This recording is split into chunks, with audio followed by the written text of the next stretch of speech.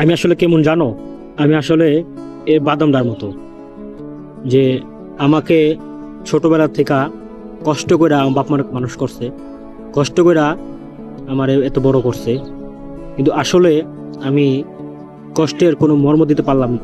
একটা ফসলের জন্য একটা কৃষক কতটুকু কষ্ট করে, যেটা তুমি আহ, কৃষক না হলে তুমি বুঝতে পারবা না, কৃষক না হলে তুমি জানতে পারবা না।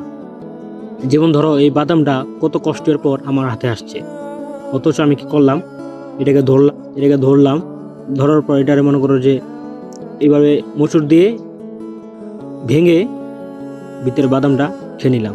কিন্তু একটা কৃষক জানে যে এটা বানাইতে, মানে এটার পিছে পরিশ্রম কতটুক দিছে, একমাত্র কৃষকই জানে।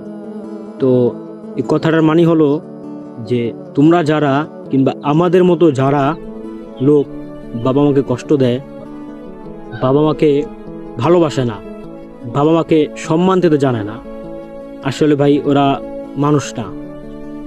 তো যাদের যাদের বাবা মা আছে, সময় থাকতে সময়ের মূল্যায়ন করো, বাবা মাকে সাপোর্ট দাও, বাবা মাকে হেল্প করো। সেটা টাকা দিয়ে হোক, কাজ দিয়ে হোক, কথা দিয়ে হোক, ভালোবাসা দিয়ে হোক। কোনো বাবা মা কলম টাকা চায় না, শুধু সন্তানের ভালোবাসা চায়, সন্তানের একটু সাপোর্ট চায়, যে আমি যদি বৃদ্ধ হই তখন যেন আমার ছেলে মেয়ে যেন আমাকে দেখে, আমাকে টেক কেয়ার করে, আমাকে ভালোবাসে। এতটুকু বাবা মা চায়।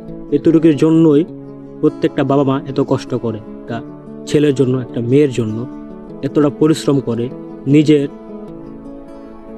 নিজের খাদ্য দেওয়া হলো ভালোবাসে, নিজে না খেয়ে থাকে, কিন্তু ছেলে মেয়েদেরকে বুঝতে দেন, ছেলে মেয়েদেরকে জানতে দেয় না যে আমি কতটা কষ্টের ভিতরে আছি, কতটুকু অশান্তির ভিতরে আছি।